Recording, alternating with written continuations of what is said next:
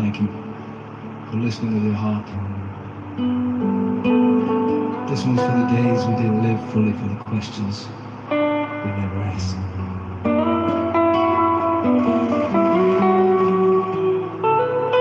Another day, another line to stand.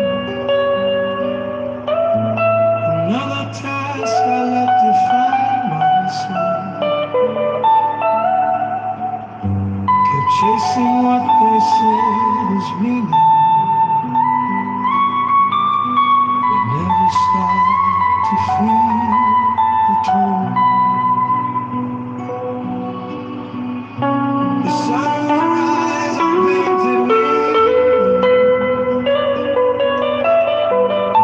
but I was buried in the streets below. Thought I had time to dance tomorrow, but tomorrow don't always show.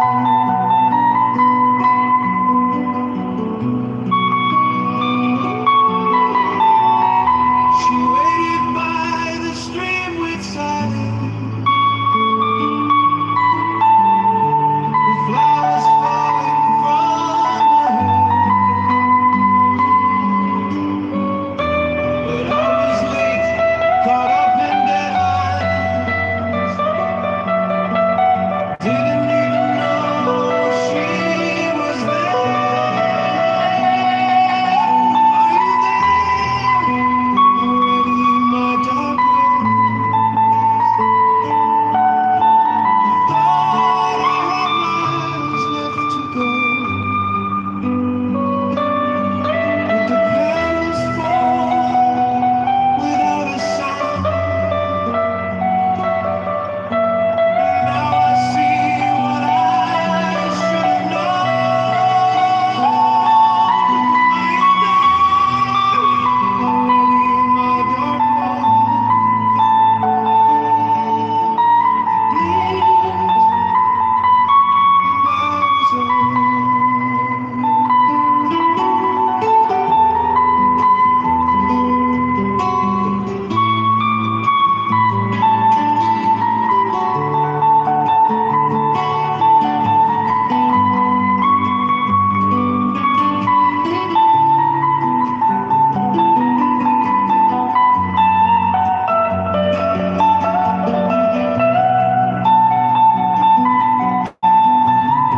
The road was paved with good intentions, but I was lost inside the waves. Babylon sells you false ascension, while life keeps waiting face to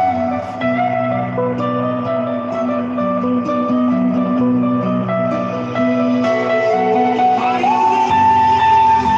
Already in my dark room. Thought I had miles left to go, but the same things when the moments miss, and time don't wait for souls to soar. Are you there? Already in my dark room. Too late to truly know. Should have danced barefoot in the rain. Should have kissed slowly. Should have said yes.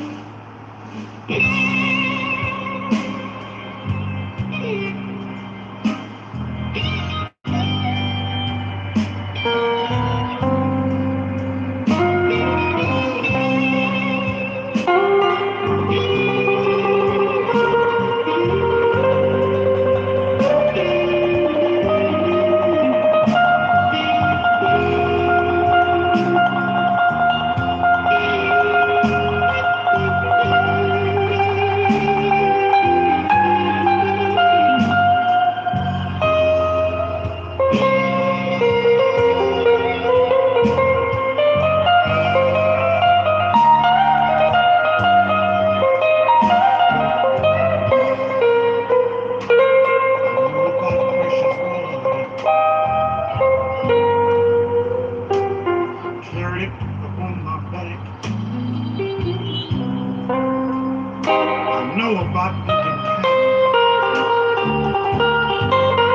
Picked it, put it in the sack.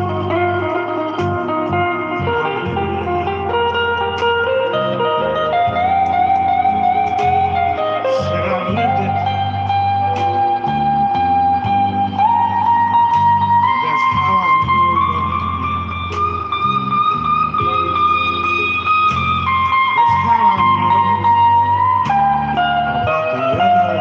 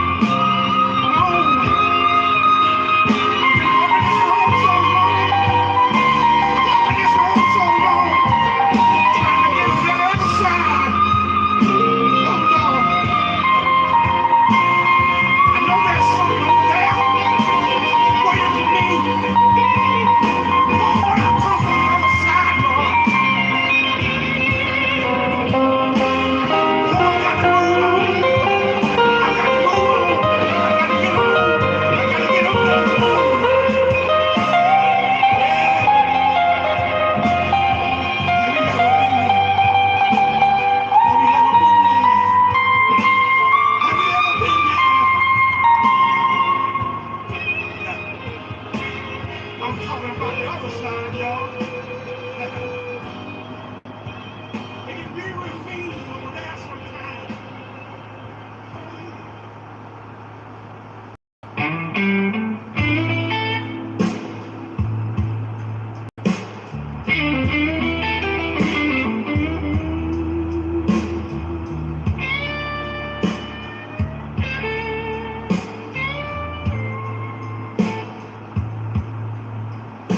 I'm in love with you, baby. That's the truth, no disguise. Been carrying a quiet, but I can't hide these eyes.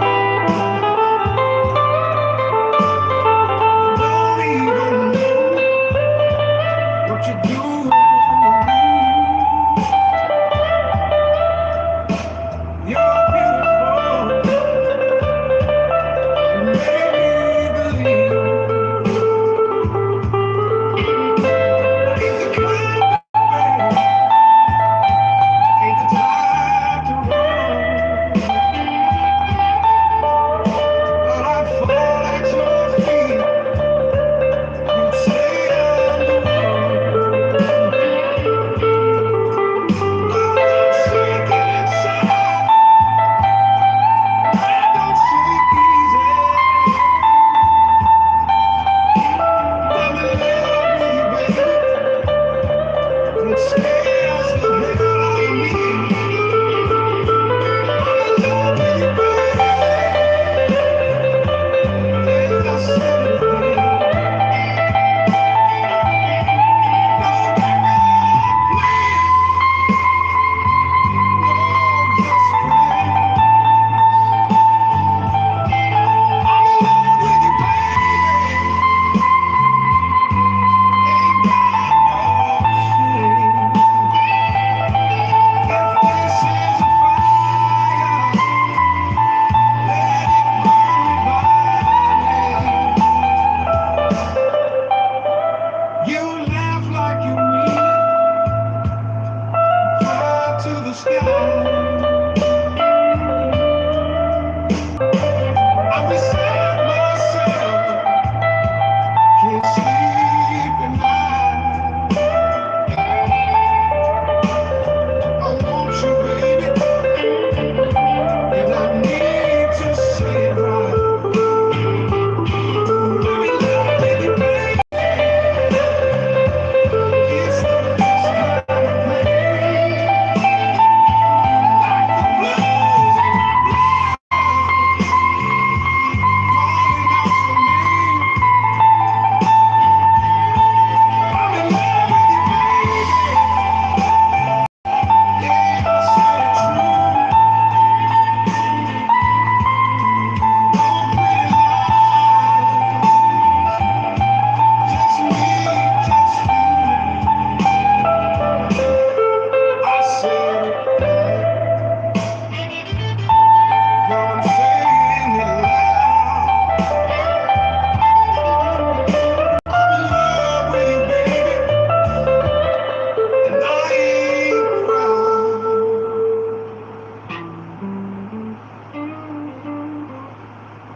I'm just me.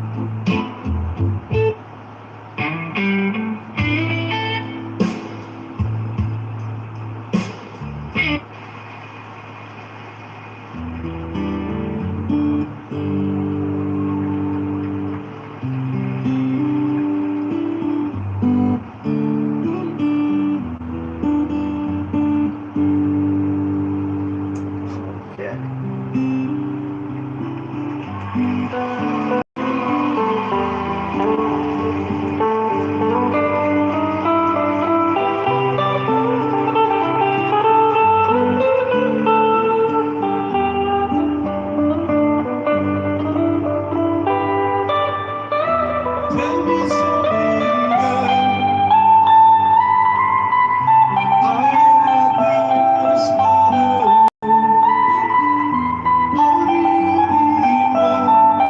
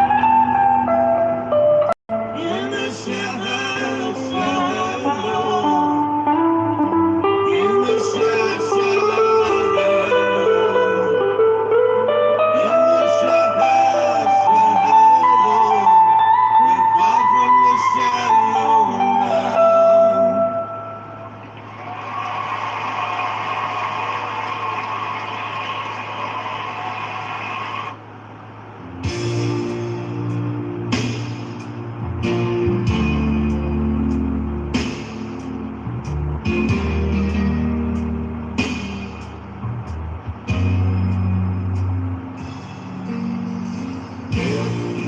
don't know me by now. You will never know me.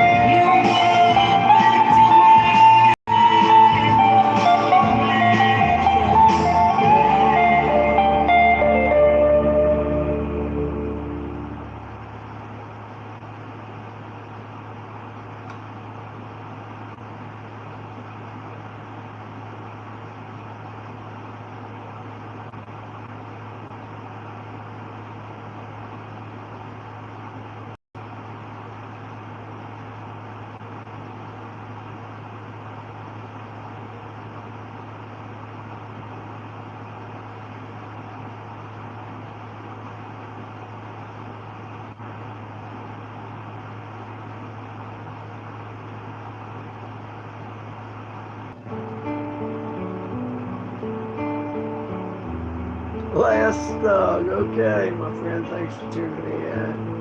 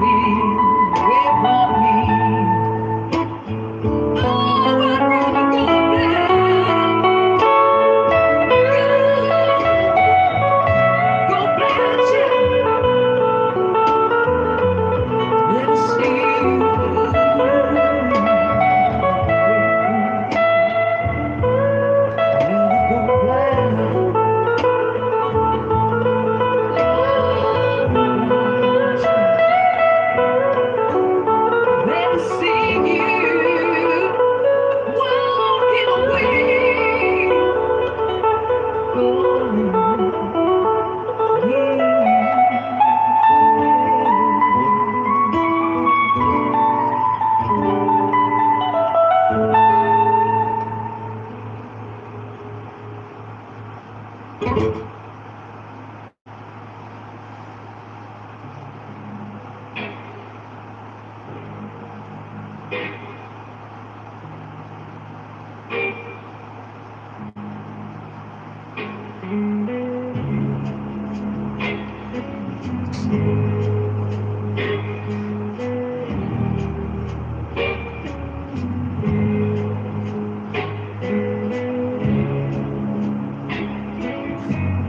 have played Guns N' Roses songs.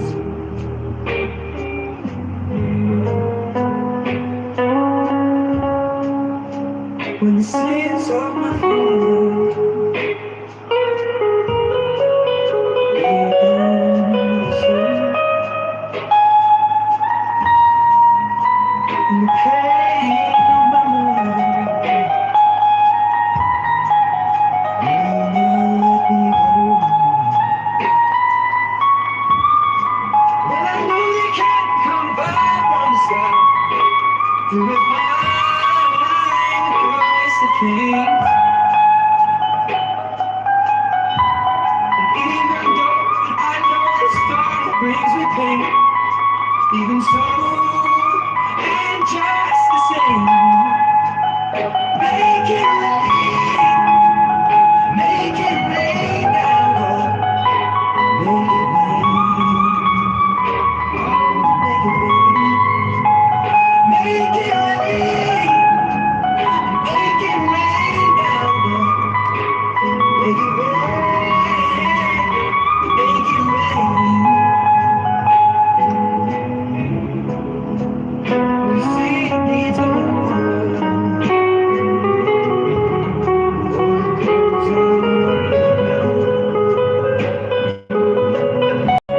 but it just keeps on getting hard.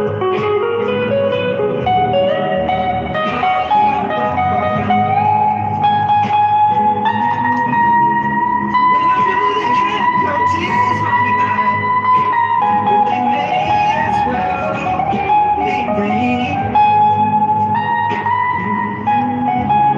Even though I know these tears come with pain, even so, and just the same, make it rain down, Lord, make it rain, oh, make it rain, make it rain, make it rain down, Lord, just make it rain, make it rain.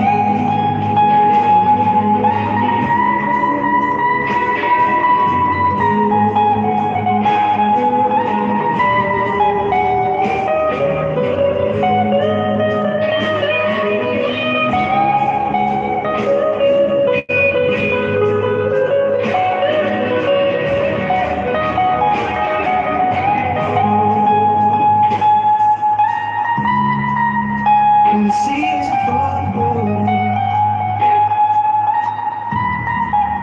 floats by the shore, like the riches of paradise, never reach the poor. Let the clouds fill with thunderous blows, let lightning be the rains, fill the sky with all that they control. When it's time to make a change, make it rain, make it rain.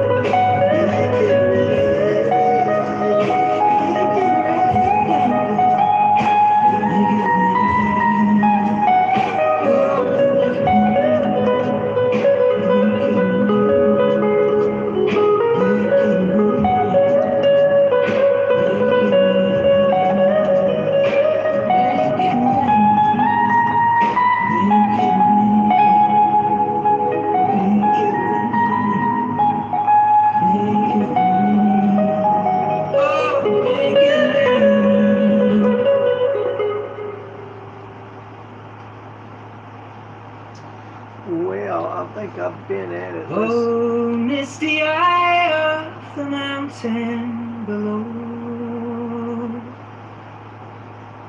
keep careful watch of my. I'll go ahead and play this song. Uh, uh,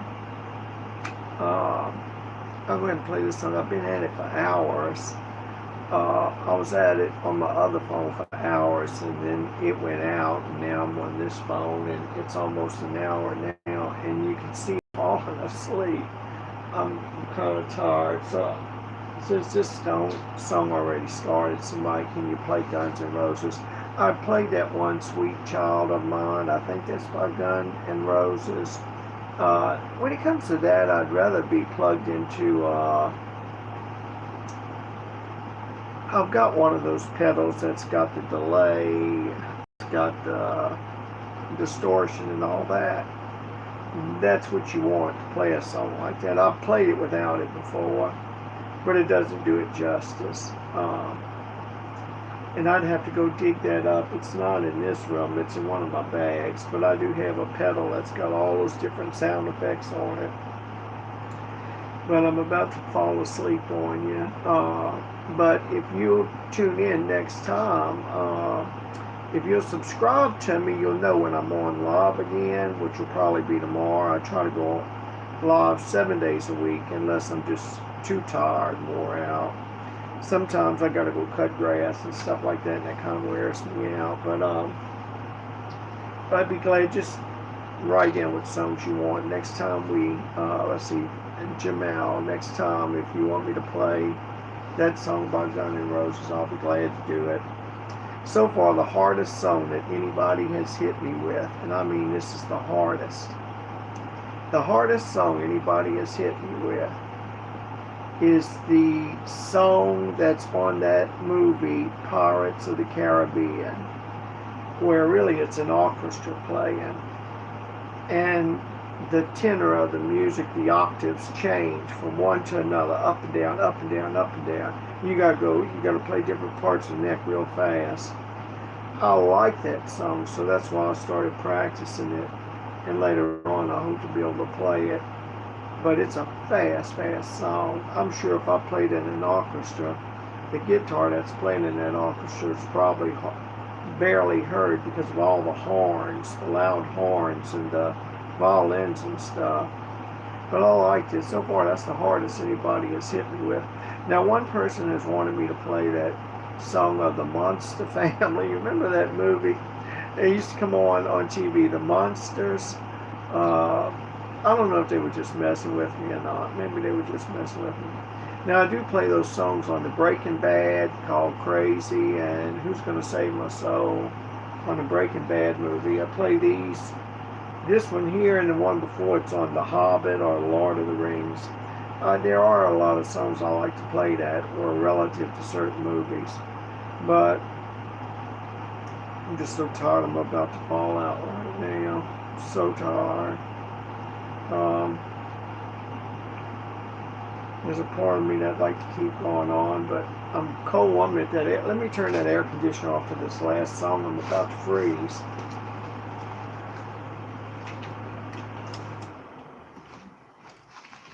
I used to play in another part of the house where it was three rooms, kind of all together, and I had to really crank it up loud to play. And I didn't realize it was bothering the neighbors, and they called the police on me. And so I moved to another part of the house to where I'm in a little tiny room now. And I noticed in this little tiny room, I only have to turn the guitar up to 1.5, where before I was turning it up to volume 6. And even though the music might sound loud, and I might sound loud, I'm barely playing loud. Um, and I always now test it. I tested it before. I didn't think it was loud enough out there at the street level for anybody to complain, but they still complain. I carry earplugs with me because I do weed eating and stuff when I work in the yard. I had a neighbor before he left, and he played music way louder than me. And I asked him one time, I said, am I playing too loud for you? He said, no. But he played so loud, and I noticed the police was never called on him, and his volume far surpassed mine. I just stuck my earplugs in my ears. I wasn't going to call the police on anybody, but and I found out that the person who did it months ago wasn't even living. He was living in a vehicle down there at the end of the street, I was told. That's who I was told called police. So I don't know. I've met some people that don't like music. I was playing on a jetall one time out over the water. I was in my van, and this one woman was leaving. She hollered out, she thanked me so much for playing music. She enjoyed it so much, but I had a guy 3 or 4 blocks down the street drive up, pull behind me, and he got out and he said I should be able to sit on my porch without having to listen to music. So I left. I mean, I don't argue with people. There's too many other places to play. There's too many other places to play. And so I try not to let it bother me. But as far as playing here, I found a solution. I go outside after I set my volume, and I make sure that there's no way anybody could feasibly complain. So I'm in a little tiny room here, and it don't take much for everything to bounce, and it sounds real loud. You just caught me at a real tired moment. You see, I had a group with me before you all. Um, the crowds come and go. A few days ago, I had almost 2,000 people. I forgot what day it was. It hadn't been too long that was with us together. But sometimes you got a big crew, and sometimes you don't. But I try to play a little bit of every type of music there is. I even try to play foreign music. There's people from Russia, they give me songs, and I try to play Persian music for Iran and Jewish music for the Jewish people in Israel. I try to play a little bit of everything to please everybody. Regardless of what I play, pretty much is therapeutic to me. The only two types of music I usually don't play is heavy metal, real heavy metal, and I don't like to play punk music. Now, here's a secret that probably non-guitarists don't know. Heavy metal music and that punk music, now, for anybody learning guitar, you should probably be able to play that in just about 2 months after starting your guitar lessons. Uh, it's just a lot of this heavy metal music. All they're doing is just they'll learn a scale and they'll get as fast as they can with that scale. And then whatever song they're playing, they'll just get in that key and just keep playing the scale over and over again while they throw their head forward and all their hair goes forward and backwards. And I don't demean anybody. If that's the type of music you like, that's fine. Uh, it's just not my taste. But a lot of, people consider, even when I was young, I considered the greatest rock guitarist at the time was either Jimi Hendrix or Jimmy Page. And as a young boy, all of us wanted to play like them. But now that time has come and gone, I realize that some of the greatest guitar players on the earth will never play that type of music. But there's nothing wrong with I'm not saying there's anything wrong with any type of music on the earth as long as it don't have bathroom wall language in it. But I notice almost all rap music, not all, but quite a bit of it, is music designed to use bathroom wall language to call women every filthy name that you can call a woman. It's to make them feel like they're the most lowest life creature that exists. They're called everything that is freakishly, uh, uh, what was the word I was going to use? Um, oh, everything that can be spoken that is freakishly filthy. That's what's in 90% of rap music. It's calling women names and it's glorified abusing drugs. And because of the beat of it and everything, people get turned on to it. And a lot of them will tell you probably, oh, we don't pay no attention to the words. The words don't, that's not how we feel about women. We just like the groove of it. We like to hear somebody rap and rhyme. And so if that's what you want, fine. I'm not pointing a finger at it and I'm not condemning it, but I'm just saying that's the way I have considered it. I've listened to it and I thought, that's just not for me. If you're going to play music, just let people know that the two types you don't want to play is heavy metal and you don't want to play the rap music. And actually, the heavy metal music, uh, for people who don't know nothing about guitar, they're probably thinking you got to be one of the best guitarists in the world to play heavy metal, but it's just the opposite. If you get a distortion pedal and a delay pedal, and you learn one scale, and if you can do that one scale in the different octaves, and you learn how to relate that to any heavy metal song, you're good to go. And people that don't know nothing about music, they're going to think that you are the one. They're going to idolize you. But I tell you what impressed me years ago. I attended a gathering, and they had a famous musician lady. And she was well known out in California, but she came down on the coast where I live. And I brought some people that were visiting me from California, and they said, "Oh, if she's coming, we want to go hear her. She's well known." But she had the places she was visiting had some guitarists up there. And I noticed all she would do, and they had never heard the music before, they had never played her music before. But all she would do is just turn around and say, "I'm going to be in key so and so." And when she'd start singing, they could play it. And I thought to myself, boy, I would like to be able just to play any song. I'd like to be able to just, no matter what the song is, as long as I can hear it, I'd like to just be able to play anything. Uh, and I noticed the younger crowd that goes after, they just want to be a shredder. And all a shredder is a person that learns a scale and can do it real, real fast, fast. And I don't mean this demeaningly. If you were to ask them to play Twinkle, Twinkle, Little Star, they wouldn't be able to do it. If you were to ask them to play almost any song that you've heard, uh, 10 years ago or 5 years ago or yesterday, they wouldn't be able to do it. All they have learned and all they want to know, because this is the easiest thing to do on a guitar, just learn one scale and then put it on a delay pedal, put it on distortion pedal, and learn to play that as fast as you can. And there is a crew of people, and I would have been one of them when I was real young that didn't know much about music, that will impress. And if they hear me playing songs of today, whether it's country music or rock music, I'm blessed to be able to play some Led Zeppelin songs that are clean in lyrics, like "Stairway to Heaven" and stuff like that.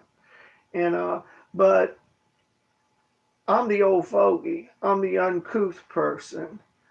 I'm the person that the younger crew, and I understand that mindset. That was me when I was young. If you couldn't play Jimi Hendrix, or if you couldn't play Led Zeppelin, I had nothing for you. And those that could, I felt like, oh, they were the best of the best. But now looking back, if I was to ask them to play any song, uh, other than the few heavy rock things that they did, they wouldn't be able to do it. And when I saw that person perform on that stage, and every time, and they didn't know nothing about her music, but every time they wanted a guitar player, they would just turn around and tell them the key. And whether the song was fast, whether it was slow, I noticed the guitar player up there, he was sitting on a stool, and he had the most relaxed look on his face. He didn't have no tension in his face. It's like there was no kind of worry on his face that he was going to embarrass himself, that he wasn't going to be able to play that song. He was up there when she'd start playing because he knew what key. And of course, when I was young, I didn't understand the keys and all that. I didn't understand the 1, 4, 5 and all this kind of stuff. The number system as it relates to keys and chords that you're going to be playing with chords and those keys. When you start off, you don't know all that. But uh, he would just be able to play it. And I thought, man, that is so neat to be able to be a guitar player in anything that anybody comes along with. Can you play this? Well, I've never heard it before. Just sing it. And then that guy would have been able to play it. And I thought, man, he didn't look like he was worried or anything. But it took all these years to figure out. I've listened to the shredding and all that with the delay pedal and the distortion. Boy, some of it sounds really wicked. Some of it does sound like with the new saying sick, it's taken on a different word. So it sounds cool, it sounds sick. And some real heavy duty runs and stuff. And some of it sounds good and it does impress me. It does.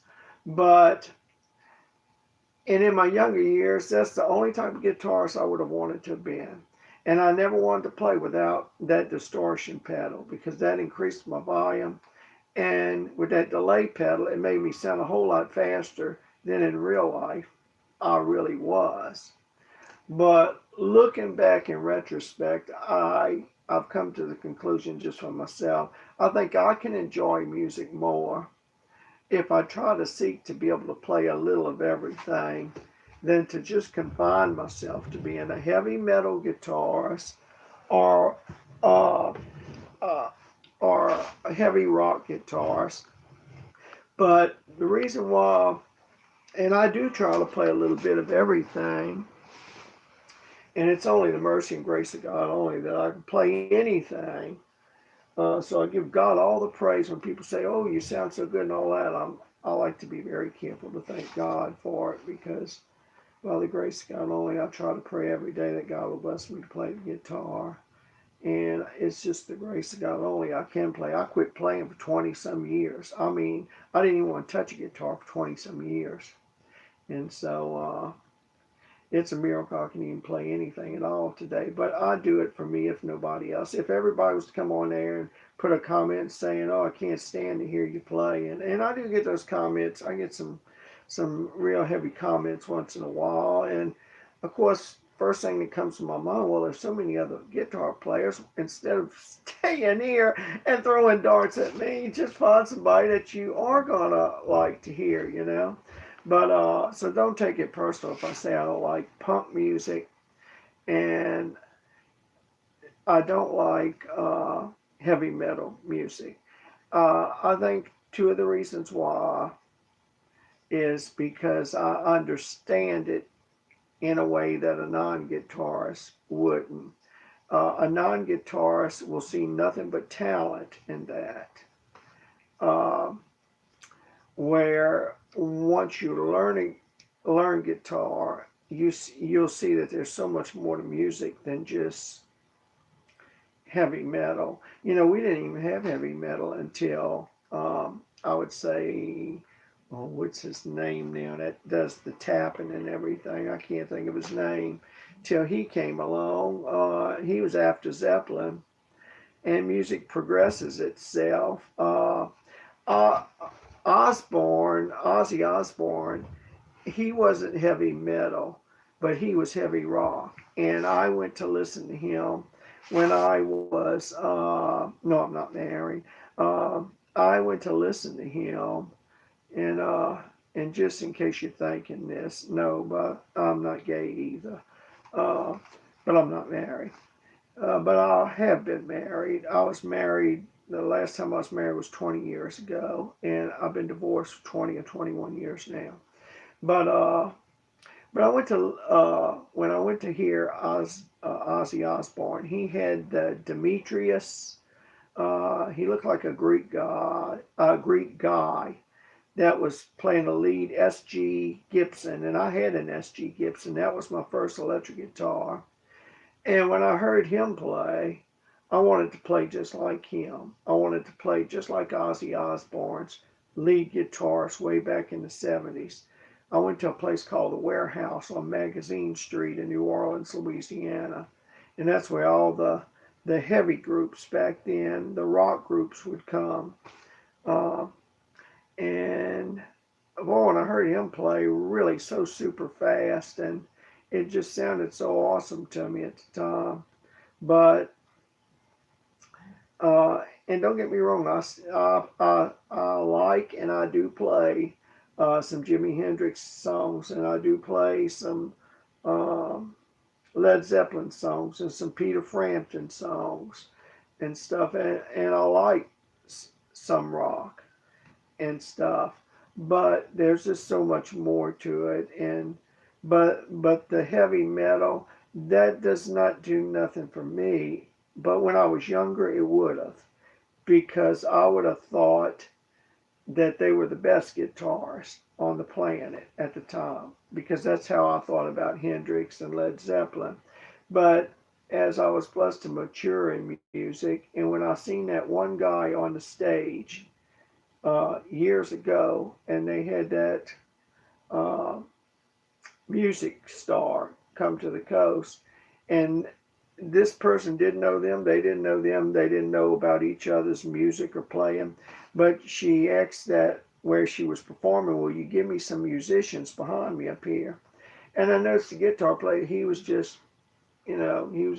he wasn't worried what you threw at him. And I thought, boy, I'd like to be that, just calm and not worried about what anybody throws at me. I'd be able to play.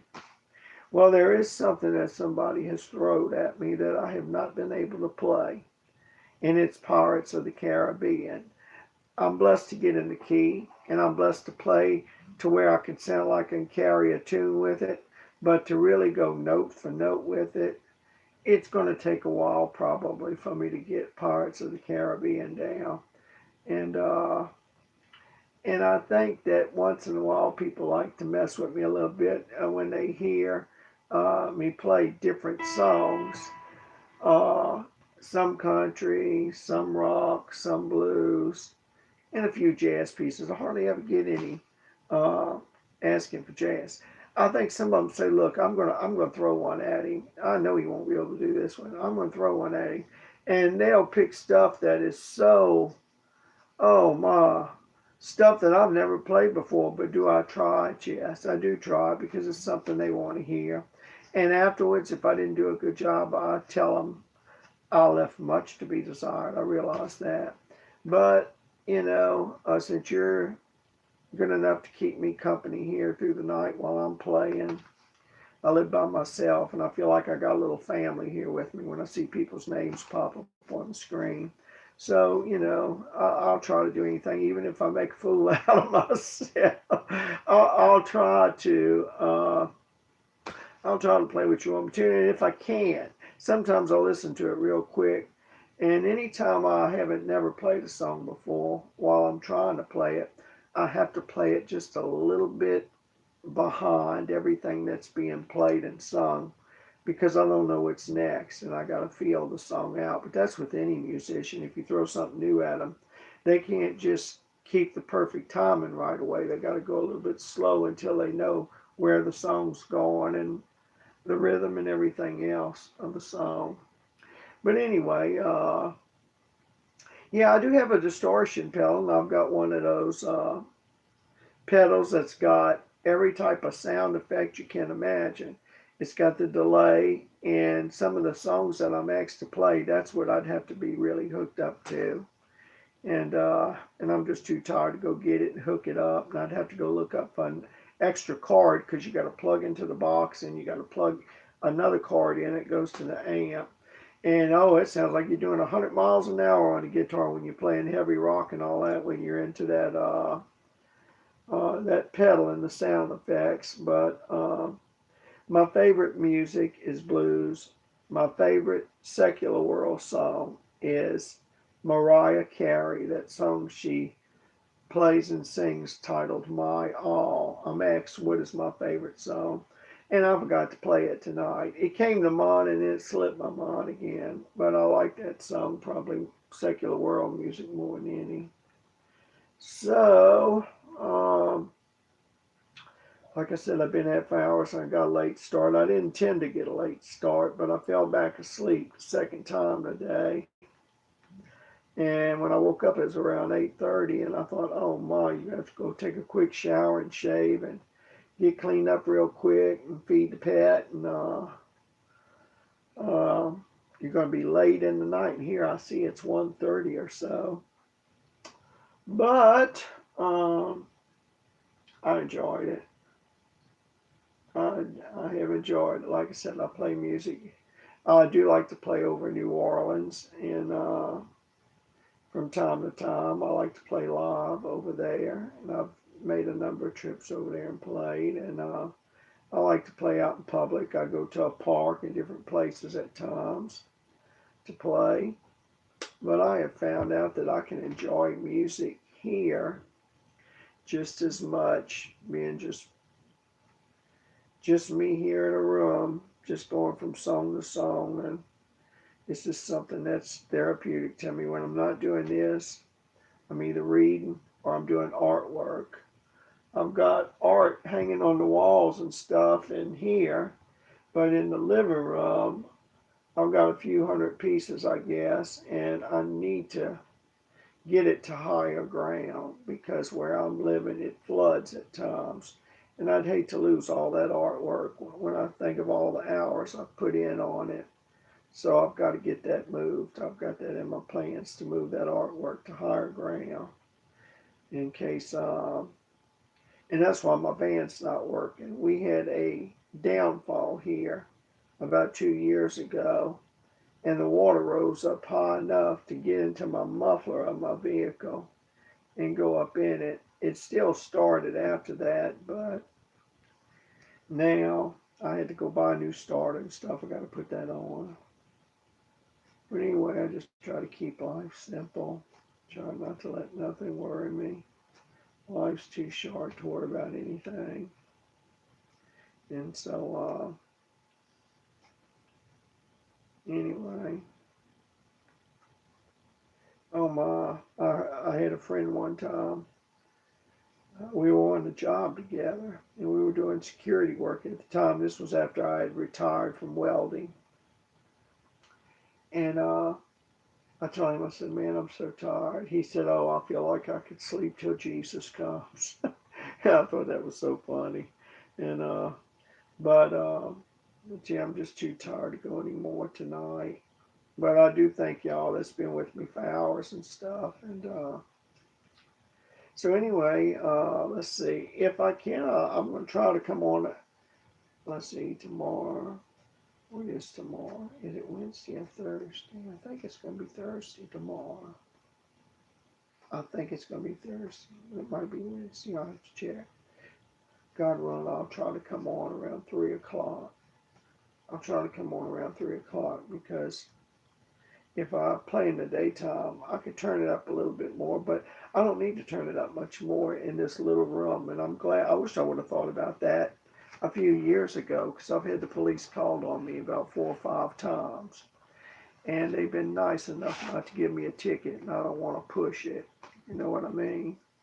I really thought the last time they came, I thought I had my bases covered. I'd even went out and listened to see how loud it was going to be with the doors closed here, and I still got the police called on me.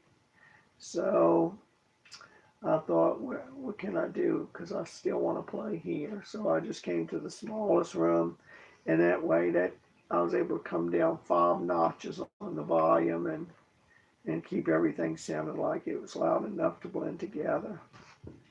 But I'm glad to know I'm not the only night owl. You know, y'all are night owls too. See, I was on the night shift for many years welding. I welded all through the night. I'd get off at 7 in the morning. And I have tried and tried and tried at times to get on that day shift, but I can't.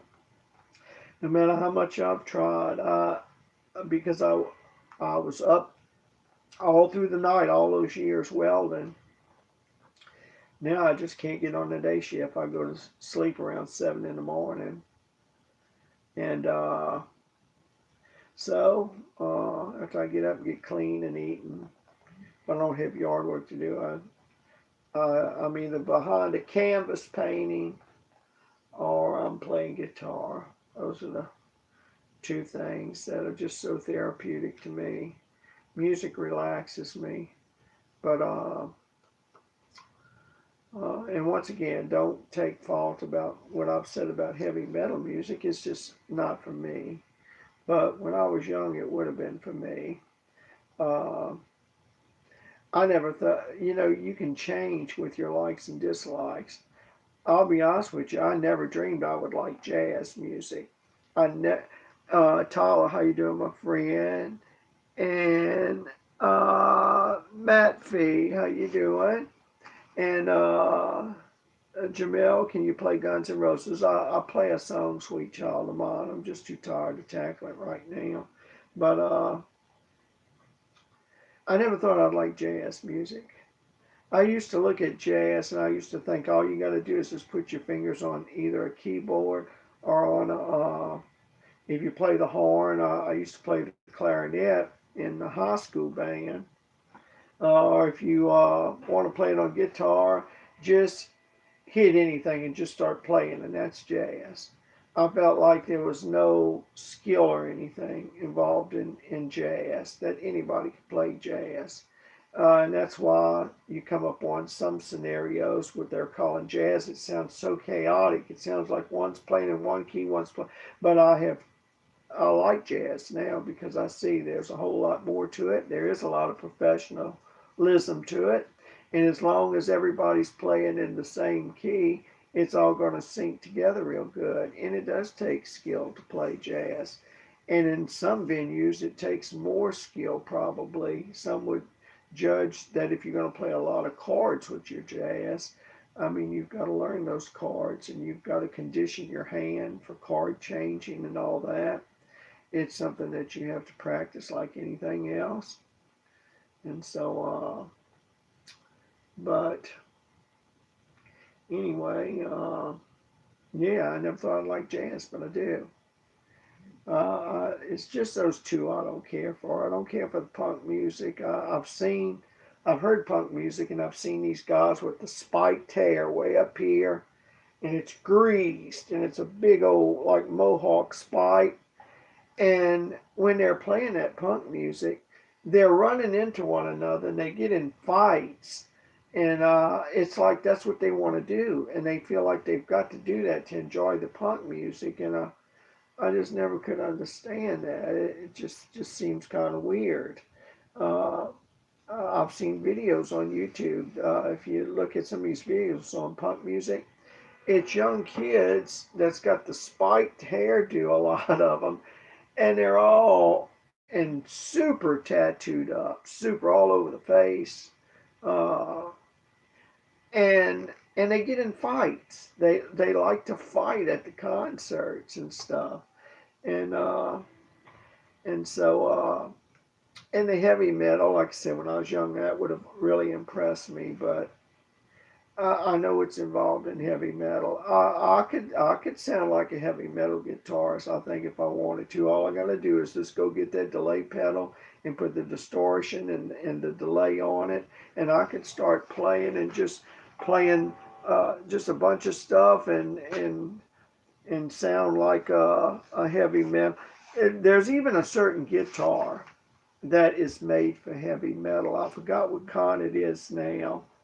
It's not a Les Paul like this. Uh, I forgot the brand, but there's a certain guitar they even sell for heavy metal that I don't know if it's got built-in sound effects or what for it, but it's just if. But like I said, if that's what you like, so be it. You know. Uh, when I go on YouTube, I go and I listen to music that I like, just like you go and listen to music you like. I'm not, like I said, I'm not putting it down. It's just that I didn't want to be that type of guitarist that just wanted to be a heavy metal guitarist or even just a blues guitarist, even though blues is probably my favorite secular world music. Uh, I want to be able to play a little bit of everything. I like playing country music even, and now I like playing jazz, and I do like playing blues, and I do like playing some blues rock, and I do like playing some rock and roll music, and I like to play some of this foreign music and reggae music and all that. It's just those two types, and so nobody hardly ever requests this of me, punk music or anything that's going to be super heavy metal. Once in a while, I get a request for heavy metal, but I just tell them I'm not. hooked up for all that. I'd have to go get my sound effects and all that because I already know what music I'm going to play.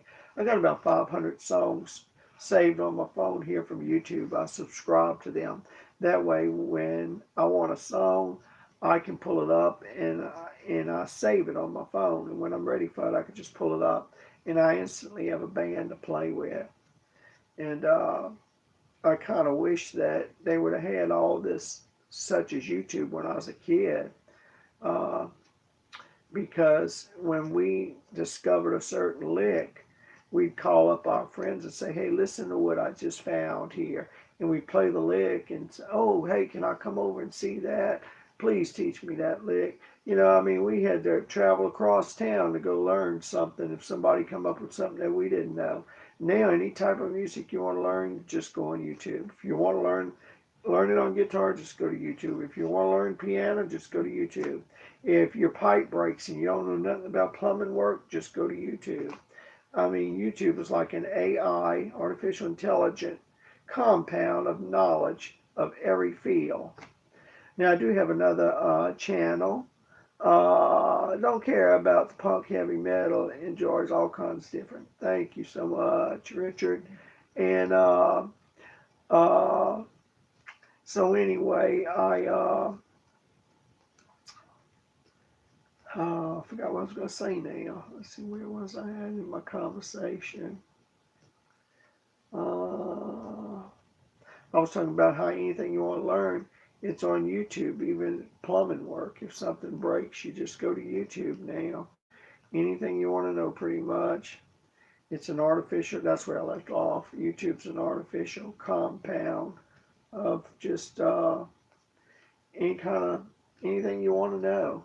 Even if it's a certain song that you just cannot figure out, you just can't play it for the world of. It just keeps escaping you. You just can't get it. I guarantee you there's somebody on YouTube that's mastered it that'll show you note for note and everything. My neighbor, before he moved away, he wanted me to teach him guitar, and I told him, look, just go to YouTube. And he had all this equipment. He said, man, I've got so much equipment. I never went in his place next door. But he kept telling me all the equipment, and I believed it because he played louder than me. But he would play music louder than me, but I never heard him play an instrument. But he wanted me to teach him. I said, look, just go to YouTube. You don't need no human being to sit with you and show you anything. Just go to YouTube. Oh, here's what I was getting ready to say. I do have another YouTube channel that I started years ago, and I got almost 4,000 subscribers on it. When I first got on YouTube, I had learned years ago how to do Greg shorthand. When I had to leave welding for years because I had back surgery, I started doing office work because I could no longer go offshore at the time. My back had to heal up. I have a cut scar about that long. I fell offshore and I had to be operated on. Well, when that happens, workman comp companies will not insure you to go back offshore. So I had to start doing office work. So I learned how to do Greg shorthand over the years of doing that office work. So when I first started my YouTube channel, I taught a full course of Greg shorthand, and people from all over the world contacted me and was thanking me for teaching that Greg shorthand because very few colleges and schools teach it anymore. And court reporters thanked me because there are some court reporters in the state where I'm at that still do pen and ink. Everything you're saying, they're writing. They're not doing the steno machine. They don't have the mask over their face repeating everything they hear in the courtroom into the mask. They do have a recorders working, but uh, years ago I was told there's still 29 stenographers that's doing it all. Greg shorthand for years. That is still today the fastest way in the world to write. If you learn Greg shorthand, there is nobody in the world that types with a typewriter that can type faster than what you can write a word. For instance, the guy who held the world's record for the fastest typist years ago, and I watched him, they put a electric typewriter next to him. It was 110 words a minute, and he finished 5 seconds before the electric typewriter did. He was a heavy-set black man. He was the fastest typist in the world. But a Greg shorthand transcriptionist has to be able to write about 225 words a minute. So that's faster than any typist. And there are still things uh, that shorthand can be used that's relevant for today. Uh, Not as much as yesteryears. Ever since they invented that little tape recorder, and now, there's a lot you don't need Greg shorthand for anymore. But it's good to keep private notes if you don't want nobody to know, what you're writing or anything. Or if you have to jot something down real fast. But nowadays you can use the recording app on your phone. But that was my first channel. I taught that. I taught a little bit of French. I taught a little bit of Spanish on that channel.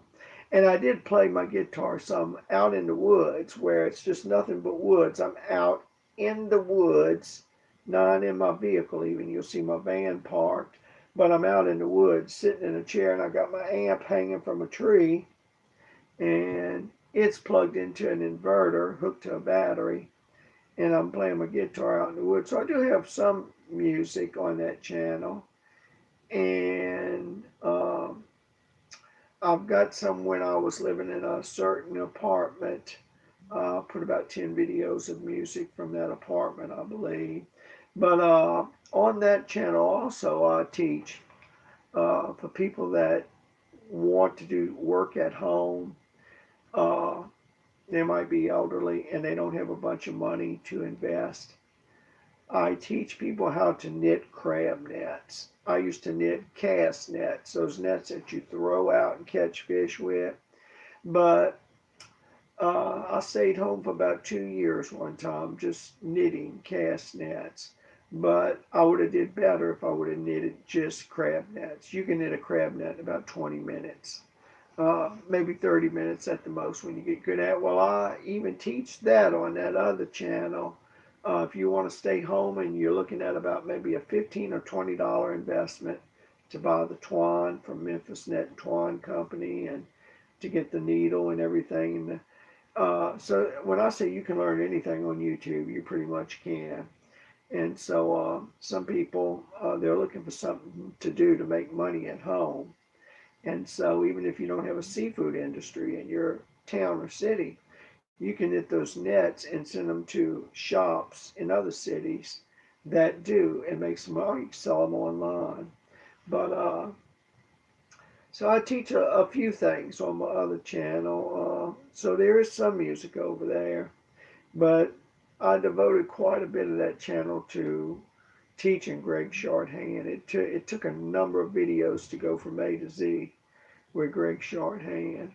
And I'd sit in front of my computer and I had this little bitty white board with those soft markers and where I'm trying to teach anybody that was interested.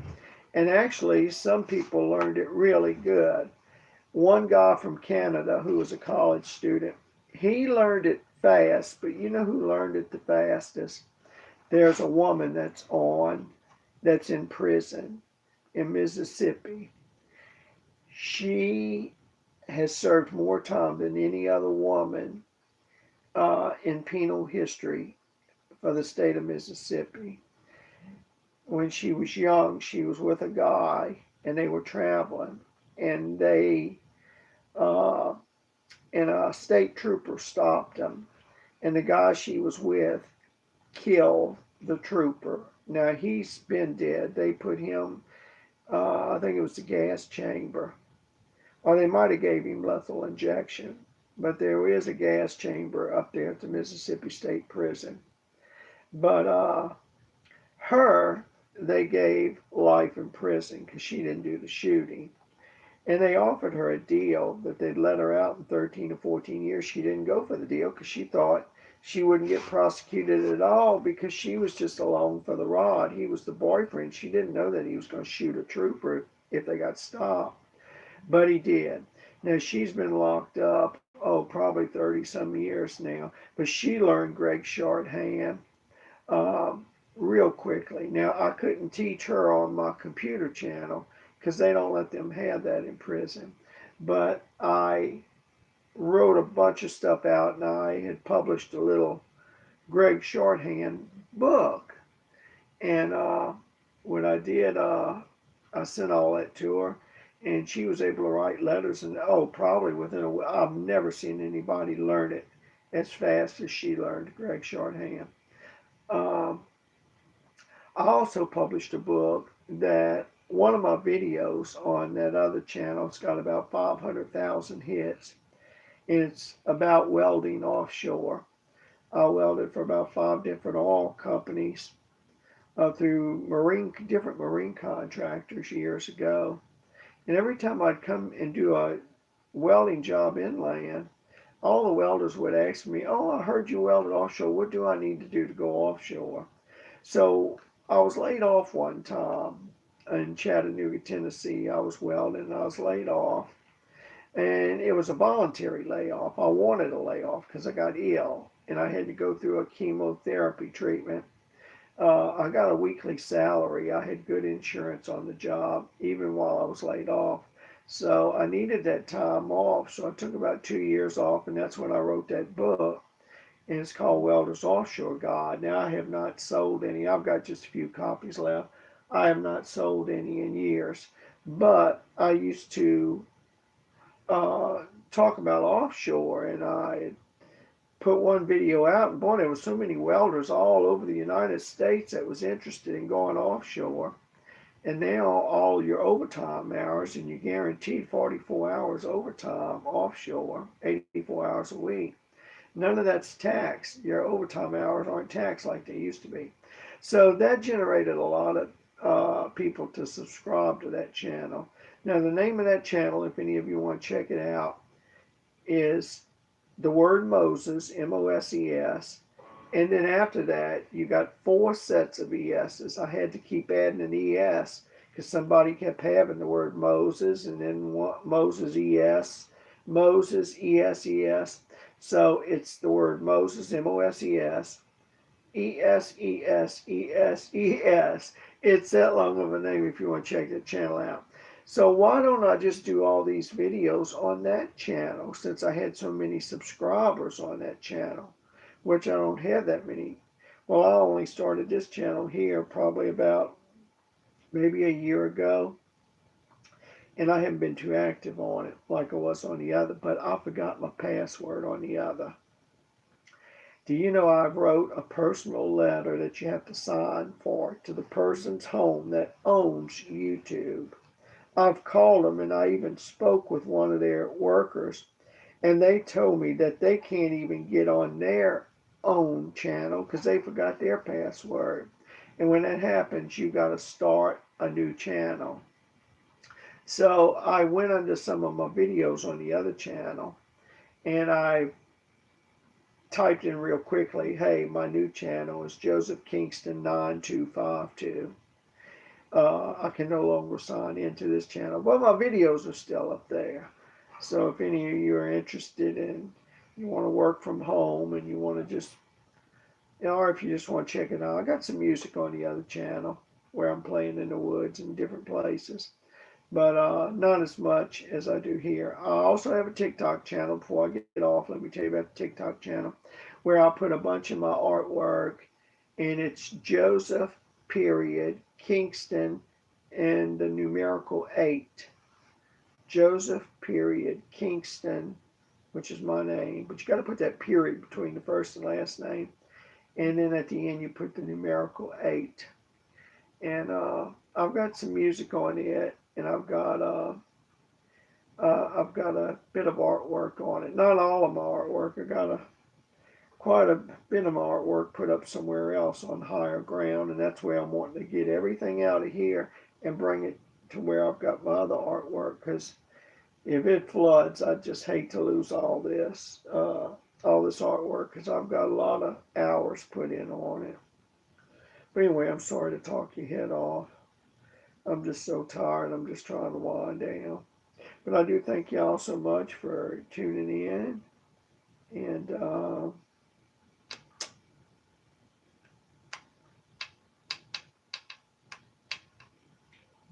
on my pet. Let's see, did I close him out? Yeah, I locked him out. I'm going to have to go open the door, let him back in, feed him his last dose of tuna fish, get me something cold to drink, come back in here and find a movie, and probably watch TV till morning time.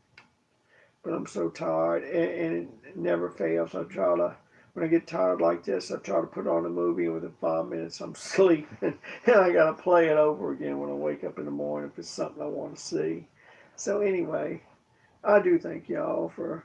I never dreamed there'd be technology like this, that you could use your phone to film yourself, make videos, and that people from all over the world could look at you and have conversation. Who would have ever thought? And so Katie Squires, hello Katie, thank you for tuning in. Zephyr Jewel, thank you, hello.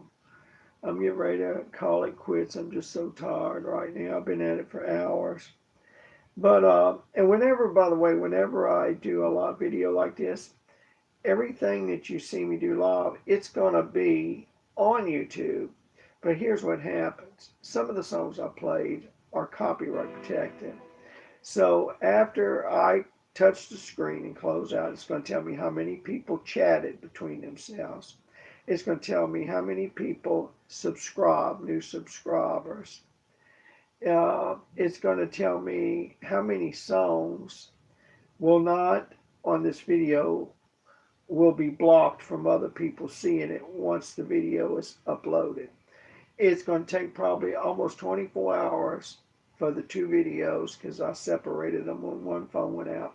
It'll take about 24 hours for both of them to appear and to me, and then I have to save them and publish them, and they'll be made public here in probably tomorrow evening. They'll be public, and you can go back and look at all that was done in the last few hours. That was live. But some of the songs I've done, they tell me on the screen nobody will be able to. You could see it while I'm playing live, but they won't allow you to see it. They'll chop the video up, and they just won't let you see every song because some of the music was copyright protected, and they even tell you that in some states they won't allow the video to be seen. I didn't know how all this had worked, and like I said, I'm still learning. I've only been probably a month and a half now. I've been doing live. Before that, I did about bunches of videos where I just take one song at a time, get in front, play, and then just upload it, and I would do it like that. But I just decided just to try it live. And I like to do it live because I get to interact with different people that want to, they want me to play different music for them. It makes me feel good if I can play the music that they want to hear, whether it's a country song or even a foreign music. The foreign music, even if I'm blessed to play it, I cannot understand the language, but still, if it sounds good, it sounds good. And I've been given a bunch that sounds good, even though I enjoy the music part, even though I can't enjoy the words of it. But as long as they understand the words, fine. But anyway, oh, Mom, I'm so tired. I don't know what y'all are going to do the rest of the night, whether you're going to try to watch a movie like me or what. I do want to pass this on to you. I noticed that every time I go online, and if I go to look at another video, and if I get ready to make a comment, YouTube sends me a quick message saying, be careful to protect your privacy, because here's what happened. Not far from where I'm living right now, in another city, but it's only about 5 miles up the road. When I was in Tennessee, I used to listen to this guy, and I used to watch his videos. And his videos was titled Sustenance and Covering. And he had real long hair. He was an older guy, but he had real long hair, and he looked like a reggae guy. And he was a white guy, and him and his wife, he'd be like on a farm where he was teaching you how to survive if we ever were in an apocalypse. Well, after I left Tennessee, I come back to my state, and I'm on the side of the road facing the beach, playing my guitar one day, and he stops. And I still didn't recognize that this was the guy I used to look at on my computer there in Tennessee. And right as he gets to walk away, he gives me his card. When I see it, I said, "Hey, man, I watched so many of your videos, and I was in Tennessee. I didn't know you was down here in this state." And so I thought, boy, what a small world. Well, anyway, just a few weeks ago, because so many people have watched his videos over the years, they said that a guy from the Philippines visited his brother in New York. Then, while he was in New York in the United States, he called this guy. He called this guy that sustenance and covering that does those videos, sustenance and covering. And he said, "Hey man, I'm just surmising." He must have said, "Look, I see that you take in other guys and let them stay there, and you teach them how to farm and all that. Why don't you let me come visit you and for a day or so, and then I'm going back to the Philippines." He told the guy to fly to the airport in his city, and he'd pick him up. He picks this guy up, brings him to his house, and on the news, they said that the guy from the Philippines grabbed the man's wife and told her that he loved her. And the guy flips out, the woman's husband. He goes upstairs, gets a gun, comes downstairs, and kills the guy. Now he's in jail under $750,000 bond, which means somebody's got to come up with $75,000 to get him out. And the guy's wife, he made some videos saying that his wife is mentally ill. So she can't even, they won't even be able to use her testimony to take up for her own husband as to what really happened. And he's stuck in jail, and she can't take care of business, whether it's, putting up the property for a property bond or whatever. It's just so, that's just a good example. Don't never give anybody your home address. If you're selling stuff online or doing anything online, always use the post office box, because it was over 20 years ago, a similar thing kind of happened to me. Somebody got mad at me online, and he was a Muslim. And I had lived in a town that was all white people. I lived on top of a mountain. It was the highest mountain peak between Nashville and the Smoky Mountains. And I had bought a house there. And I even asked the people I bought from, I said, "I noticed I don't see no colored people up here, no minority people." And they said, "Yeah, it's all white people up here." Well, this guy got mad at me online, and he threatened to kill me.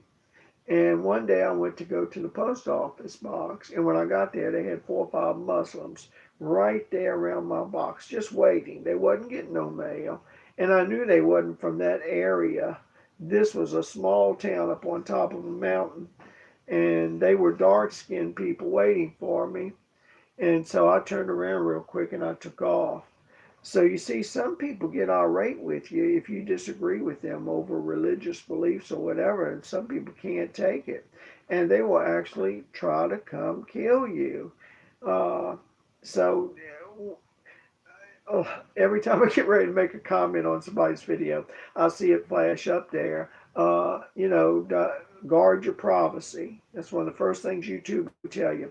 So when I consider what happened to that guy in the other town, and what looked like was going to happen to me years ago, I'm glad I had a post office box. And I didn't even have my home address registered to that post office box, and I definitely didn't have my tag that I drove with registered to my home address.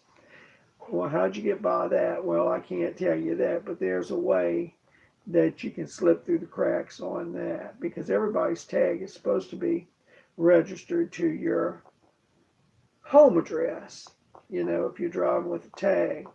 But, I didn't intend it like that, as I recall, but the way everything worked out, uh, I won't go into detail on that. But if you want to guard your privacy, some things you just can't give information out there. It's not that you're trying to hide from something.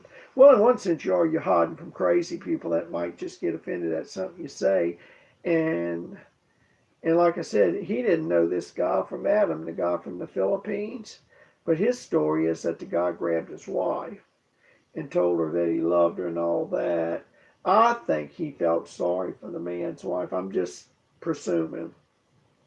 When he went there, he seen that the man's wife was mentally challenged. And he probably figured that the man didn't treat her right. And he might have embraced her. And the husband might have seen it, got jealous, and got a gun. I'm just guessing.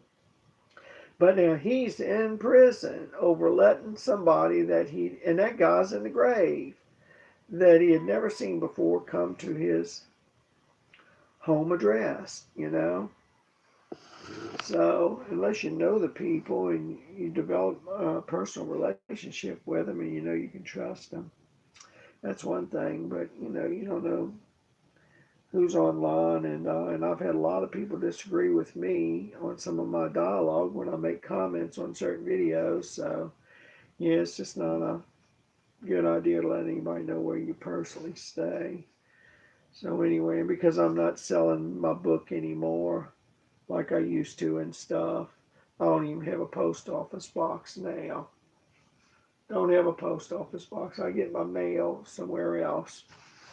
Uh, so anyway, folks, just be careful with that type of thing and don't fall into that trap that guy over there in that other part of the state that I just now told you about. Don't fall into that trap that he fell into, and so many people do out of loneliness. They just want to mate so bad, and somebody else. Well, when I watch these videos of these elderly women that's 60 and 70 years old, and they've showed people from Africa that sent them a fake picture that they got off of some handsome guy who published his picture on Facebook, and they'll send it to. It happened to a bunch of women in England. Happened to a bunch of women in England. These shysters in Africa, uh, and I don't say this demeaningly. They academically they might not have a third grade education, but street wise, smart. They were smarter than people that had college degrees. They had these women over there in England, some of them that were in their 60s and 70s. They took fake pictures off of Facebook and made these women, oh, I love you and all this, and all of a sudden, oh, I'm sick. I won't be online for the next few days. I'm in the hospital. I don't know what I'm going to do. I don't have no money. And they start milking the woman and milking the woman and milking the woman. Oh, there's some horrid stories of what's happened to some people online, how they've been taken advantage of money wise, and you wonder just how can people. I'll just give you one story and then I'm going to have to close. They had a medical surgeon in. Now, one medical doctor was on Dr. Phil. He fell for a woman that was fake and draining him for money. And even after Dr. Phil proved to him it was all a fake thing, he still left that show and went and sent that woman money. But there was a surgeon, a heart surgeon, you might have read about it, in California years ago.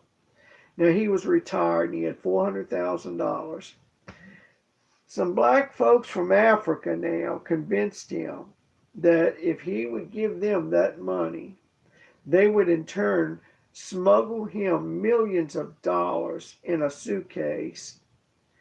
And what they brought him for the money was a bunch of paper that was cut in the size of dollar bills. And they must have got part of the money from him. And then they said, now all we have to do is get the formula in. The only way we was able to smuggle it here to the United States was, that it's all black like this. If it would have been in its late form dollar bills, they would have stopped us at custom. But now we need the formula. When we put the formula on each dollar bill, each one's going to turn into $100 bill. Do you know a retired surgeon fell for that nitwit nonsense? He fell for that, and he was a retired surgeon. This was a man that spent 10, 15 years in college after graduating from high school. He fell for that, and they ripped him off of all 400,000 he had of his retirement money. When I see even educated people falling for some of the most craziest things on the planet, and I've looked at those videos, and you have too probably, of these women. Uh, a number of them was in England, and I'm sure we got some in the United States too. They're up in their 70s, and they got a guy that appears on the tube that's like 22, 23 years old. He's got the six pack or the eight pack. He looks like a model. And he'll start telling this older woman, now a guy that can get any girl he wants because he's so handsome, telling this older woman just how beautiful she is and all this. And he'd like to come see her, but he's sick and he's ill and he needs a little money.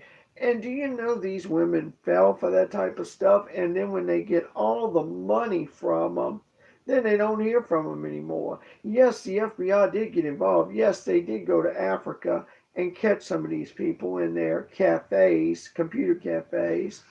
But so what? The money's already gone. It's been spent.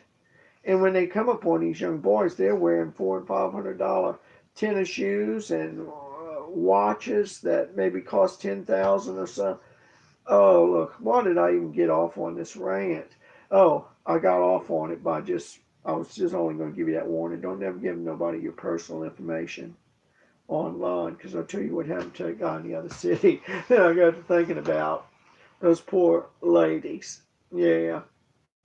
So, and for you guys, if a girl contacts you, and I get these all the time, every day, especially if I go on Facebook, they'll have girls that are so much younger than me. Girls that can get any god they wanted. Girls that Playboy magazine would have put on their fold out because they got the shape and everything. And you know how I respond to those girls when they try, they'll send you a picture of them, are you interested in me and all this. Uh, I tell them, I say, hon, look, you really don't want anything to do with me. Because first of all, I'm not rich enough for you. And because I know they're just looking for somebody with money. They're wanting somebody to make a fool out of.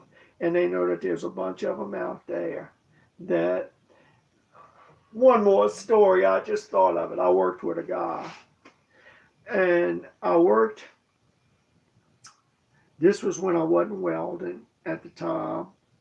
Uh, Once in a while I'd leave welding, I'd do office work, and I went to work and they put me at PPG Aerospace in Huntsville, Alabama. And this is where they make glass for the B-52 bomber. And they take frozen ducks and fire them through a cannon at 500 miles an hour at this glass to make sure it's not going to break. And the reason why they do that, because they know that when jets and planes are up in the sky, and I never would have dreamed of this if I wouldn't have worked there. When they run into flocks of dust and geese, they want glass that's not going to bust and allow the air pressure to get malfunctioned and their jet goes down as a result of such. Well, I'm working, and you change shifts with the guy that when you come on your shift, and there's this guard, and he's probably about 70 years old, and I was much younger at the time. And he was telling me that once a year he goes to visit his wife. And I'm thinking, well, wait a minute, what you mean you got to go visit your wife? You don't have your wife with you? Look, I felt so sorry for this guy. He had that smirkish grin that he was so proud of himself, like he could get a young girl like this. He pulled a picture out of a Russian beauty.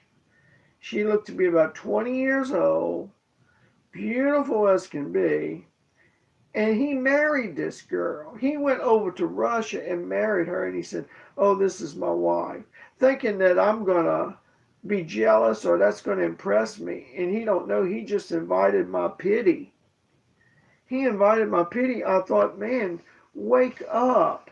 This girl is 20 some years old, and here you are, 70 or so.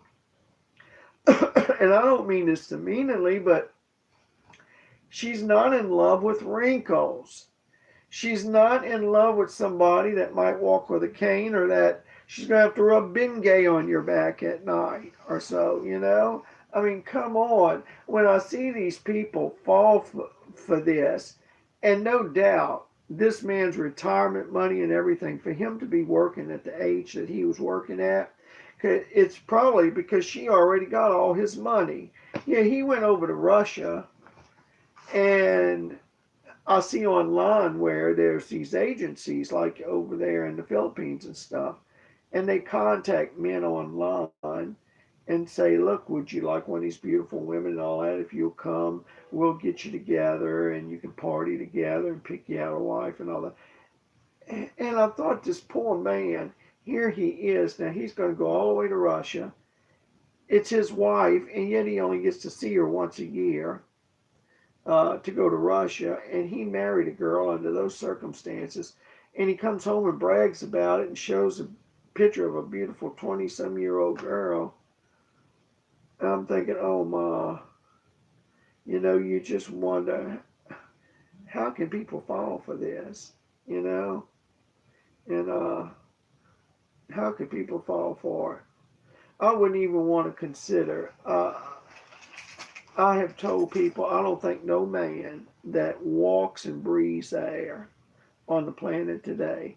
I don't think you are not marriageable material if you cannot buy a woman a brand new car to drive, put her in a nice home that's fully paid for, no mortgage. Because if you got to go to work and you might lose that job at any time, and you can't pay off the mortgage, you lose the home, the car, they come and get the car, you end up on food stamps, and those marriages usually split. If you're not financially stable and you can't buy that woman, put her in a house that's paid for and a car that's paid for, and you can't support her for the rest of your life, don't even consider getting married. You're just setting yourself up for the biggest failure, because it's hard enough to make it by yourself in this life.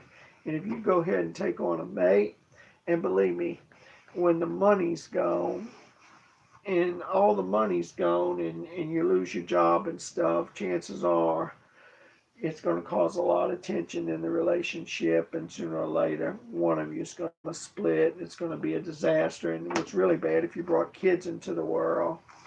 Yeah, I always tell the younger crew, I try to tell them, go, never put the cart before the horse. Because if you do, if you go and get married because you can't wait to jump in bed and have sex, and you haven't got your education yet, you haven't got your degree yet, or you haven't got your vocational training yet behind you, or you don't even have a job, and even if you got a good job, you're still not eligible wisely for marriage, because you might lose that job today or tomorrow. You either want a good trade where if you lose that job you can go to another one right away, or you want your education with your degrees behind you. You want to be financially stable, then you might be ready for marriage. But if you don't have two nickels to rub together, and you've just fallen into that case of being a lustful Larry, and you can't wait to have a girl and you want to marry and all that, and then you end up out on the street or living in a tent somewhere. Love is so blind. That song, there's a song by Percy Sledge. When a man loves a woman, there's a verse in that song that says, "Love and eyes can never see." And that is so true. See, when you're young, it's all about love. You don't care if you have to live on the beach with that person. You don't care if you have to live in a tent with that person. You just want to be with that person. Everything else is irrelevant as long as you can be with that person. But sooner or later, when you don't have electricity, or if you finally can't get an apartment and the electricity's turned off and you start having hard times, the love itself by itself's not going to make life too comfortable for you. Those first 2 years, yeah, you might be able to hang on with love only, but there's just more to marriage than that. Yeah, I tell all young men that one of the worst things you could do if you go and get married and you don't have a vocational trade where you can support that wife, if you're going to have to go in debt for a house for 30 years and all that, look, it's just a matter of time. Both of you are going to be split up, and then the kids, uh, and then you're going to be fighting. It's going to be a mudslinging party in court, and you're going to be fighting for custody of the kids. It's just going to be one big mess. I've lived long enough to see the whole picture how this works out. Don't never put, if you got kids, tell them don't never put the cart before the horse. Get your education first, or your degree, or your vocational training. And if you can't afford none of that, just go into a trade union where they will pay you to teach you a trade. And then once you get to work, I'll give you, for instance, Ingalls Shipbuilding in Pascagoula. If you can't afford to go to welding school and that's what you want, or if you want to be an electrician and you can't afford to go to a trade school, Ingalls Shipbuilding pays $17.50 an hour for 3 years for you to be an apprentice. And they teach you the trade, and you're getting $17.50 an hour while they're teaching you a trade. Then once you become a journeyman, after 3 years, your salary goes up. But you should get that before you don't never start raising a family or getting girls pregnant and all that when you don't have a trade or anything like that. One more thing, and I'm only telling you this because it just come to mind. I was traveling on Highway 90 one day, and there's an overpass. Right as I'm going over the overpass, I look to my right. There's a boy about 20 years old with a girl that's about 20 years old, and they got a little baby with them, and they're coming from under the bridge. So I pull over and I pick them up, and they said, we slept under the bridge last night. Now that's with this little baby. They said, we slept under the bridge. They said, we've been hitchhiking for days from California, which is like 2,000 miles from where I picked them up. They said, we're heading to Pascagoula, Mississippi, because I'm going to try to get a job there. And that's where I just now told you. Pascagoula, Mississippi is where Ingalls Shipbuilding is. And they hire people from all over the world. And people from all over the world go there because they'll start you off at $17.50 an hour. And that's teaching you a trade in an apprentice program. Well, that's what that boy wanted. But he put the cart before the horse. Instead of being able to get in a car and driving down here with his wife and his little baby, he had started weeks earlier. They'd been on the road for a long time hitchhiking, and they slept under that bridge that night. As I recall, I drove him all the way to Pascagoula before I left him off, and he told me that they had to stop on the way down here for her to have the baby. And as they were leaving the hospital, the nurses were running out, giving them extra diapers and all that, because I guess they told them the story. Yeah, we're going to be hitchhiking. I'm heading down there to get a job. And it comes to mind, well, suppose you get the job now. How are you going to get to work every day? Where are you going to take a shower at every day? And get cleaned up? You see, he put the cart before the horse. And to think, but you see, they were young. And they don't think of all that when they're in love and young. They'll live on the beach for a while together and be happy as a bug in a rug, so to speak. But it just troubles me so much when I see this younger crowd do stuff like that. And I just hope that they did hire him. And maybe the Salvation Army over there, they used to take in people at times and give them a place to stay. I hope they found their way. But can you imagine marrying a girl and the girl willing to marry the guy and willing to get pregnant and get on the road and hitchhike, have the baby on the way down here, sleeping under the bridge at night with a little baby, and what about all the mosquitoes and everything? And he might not have had 2 nickels to rub together, and yet they got to go all the way to Pascagoula. when I see people do stuff like that, it's just a recipe for disaster. Oh, you might know some exceptions to the rule where people young didn't have no education, they got married, they lived with the parents for a while, and they finally got on their feet. There's always going to be just a few exceptions to the rule, but believe me, I just don't advise it. But all this got off on and digressed on all this ranting uh, when I thought of that how they tell you on YouTube, don't tell nobody your home address.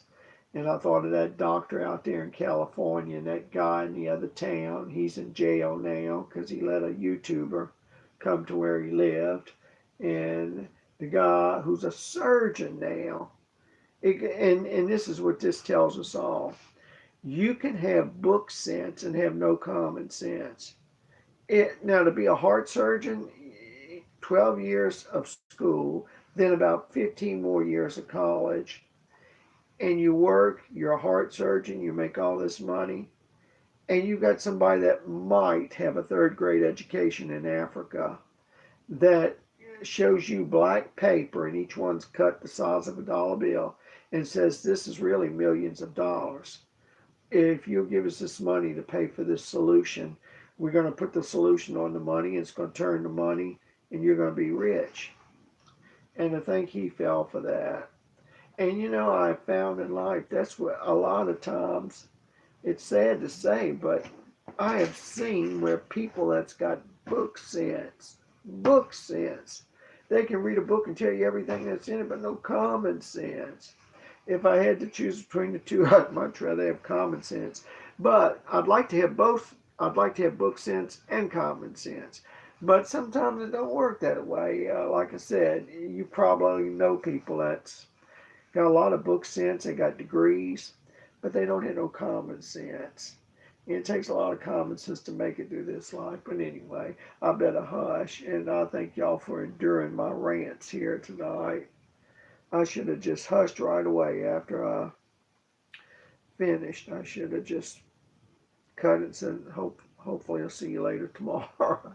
Well, now it's today. I hope to be, God willing, I hope to be back online at about 3 o'clock today. So anyway, I guess I'll look for a movie and end up falling asleep. I feel assured trying to watch it. But that's what I like about coming online at night while you laugh. There's a lot of people that's like me. You're single, and you could share your ideas with one another. You could talk back and forth to one another. I could share some of my life's experiences and what I've seen and did and been through, and you could do the same with me, and we can learn together. And that's what I like about coming on live because we get to entertain one another. So thank y'all. Thank you, Katie. Little bro, thank you so much. Thank y'all all for tuning in. I wish I could hang in longer with you, but I just can't. God bless all of you. I love all of you. God bless you. Hang in there.